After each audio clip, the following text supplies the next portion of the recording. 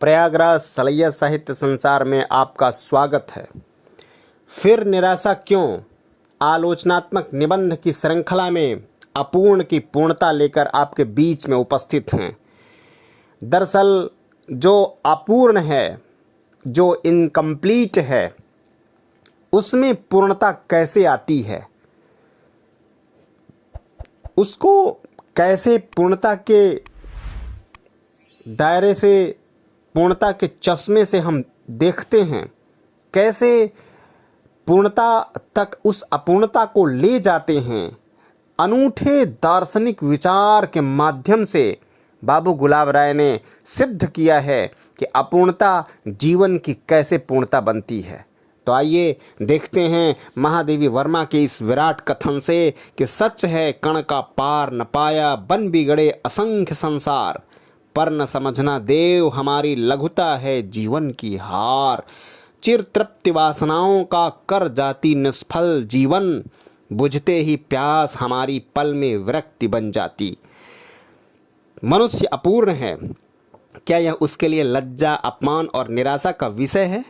क्या मनुष्य परिमित है और क्या परिमितता दोषों की गणना में आने योग्य है? मनुष्य कैसे परिमित हो सकता है? यदि मनुष्य परिमित है तो अखिल विश्व में कोई अपरिमित वस्तु नहीं। कारण परिमित ही से ही परिमित हो सकता है। माना कि मनुष्य परिमित है, अतः अपूर्ण भी है, तो क्या अपूर्णता में कोई विशेषता नहीं? हमारी अपूर्णता ही हमारी विशेषता है। इसी का हमें गर्व है, इसी में हमारा गौरव है। अपूर्णता ही में पूर्ण वृद्धि और उन्नति की आशा है। बद्ध होने का ही मोक्ष होता है। अपूर्णता ही जीती जागती वस्तु है। अपूर्ण की संभावनाएं अपरिमित हैं, वे चाहे जो कुछ हो सकती हैं। अपूर्ण की अपरिमित संभावनाओं में उसकी पूर्णता है। अपूर्ण होकर भी जो अपने को सत्कर्म सद्धर्म परायण बनाते हैं, उसी का समुचित सम्मान किया जाता है और इसी कारण मनुष्य योनि को सर्वश्रेष्ठ कहा जाता है।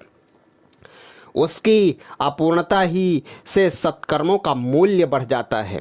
वह सहज ही में परम गति प्राप्त कर लेता है।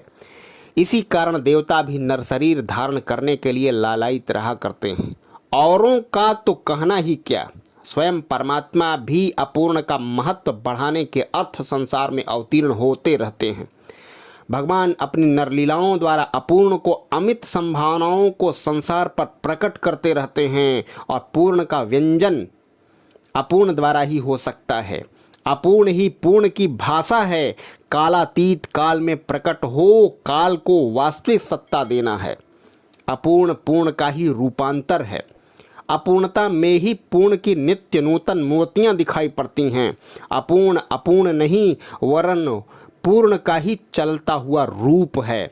शुक्ल पक्ष की द्वितीया का चंद्रमा अपूर्ण है, उसकी सब वंदना करते हैं। इसका क्या कारण है? इसकी अपूर्णता ही उसके जगत वंदनीय होने का हेतु है। अपूर्णता में उत्तरोत्तर वर्धमान होने की संभावना है।